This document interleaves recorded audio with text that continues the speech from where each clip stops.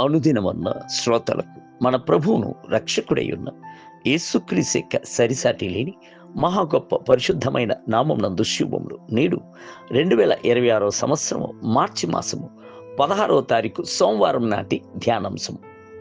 ప్రేమ బలమైనది. పరమగీతముల గ్రంథము 8వ అధ్యాయము 6వ వచనమందు ప్రేమ మరణమంతా బలమైనది, ఈర్ష్య పాతాళమంతా కఠోరమైనది, దాని జ్వాలలు అగ్ని జ్వాల సమములు.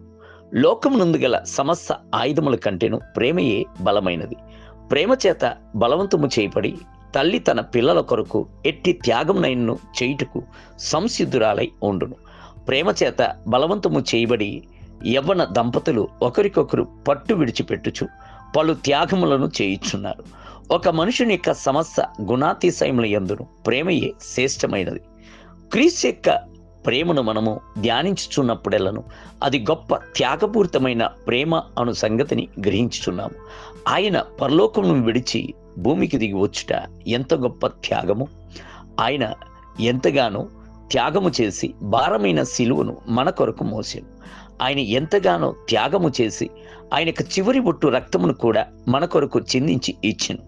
శాశ్వతమైన ప్రేమతో నేను నిన్ను ప్రేమించుచున్నాను గనుక విడువక నీ ఎడల కృప చూపుచున్నాను అని ప్రభు చెప్పుచున్నాడు. ఇర్మీయా గ్రంథము 31వ అధ్యాయం 3వ వచనం. ఆయనక ప్రేమ నుండియే ఆయనక వాత్సల్యత, ఆప్యాయత, దయ, కృప మొదలగునవి అన్నీను బయలుపరచబడుచున్నది. ఆయన యొక్క ప్రేమ నిస్వార్థమైన ప్రేమ. అంత మాత్రమే కాదు, దైవికమైన ప్రేమ, నిష్కపటమైన ప్రేమ. రెండవ మహాప్రపంచ యుద్ధము జరుగుచూ ఉన్నప్పుడు ఇటలీని పరిపాలించిన ముసోలిన్ ఒక గొప్ప నియంతగా ఉండెను.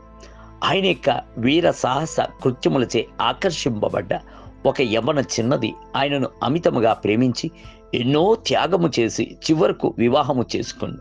అయితే కొన్ని దినములలో దేశం నందు అంతర్కలహములను, పొరుగు దేశాలతో బహాట కలహములను మొదలాయను. ఒక దినమున ముసోలిన్ యొక్క ఇల్లు ముట్టడి వేయబడి ముసోలిన్ను చంపుటకు ఒక హంతకుడు వచ్చినప్పుడు ఆ చిన్నది అడ్డముగా పోయి ముసోలిన్కు ముందుగా వెళ్ళి ఆయనకు అడ్డముగా నిలబడెను.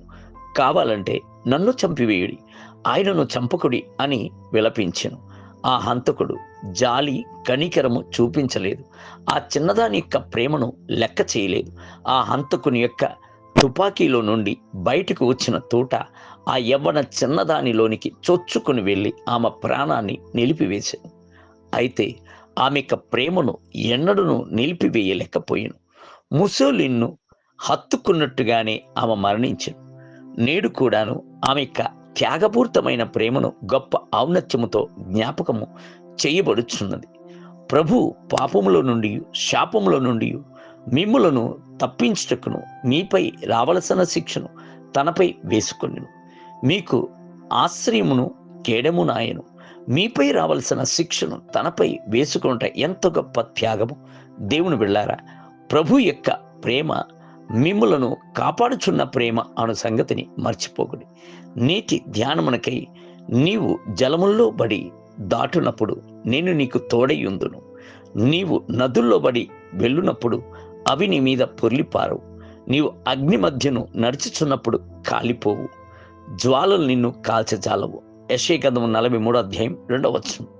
నేటి వేద పఠనము ఉదయం ద్వితీయ దశకాండము 28 మరియు 29 అధ్యాయం, సాయంత్రం మార్క్స్ వార్త 14వ అధ్యాయము 54 మొదలుకొని 72 వచనములు.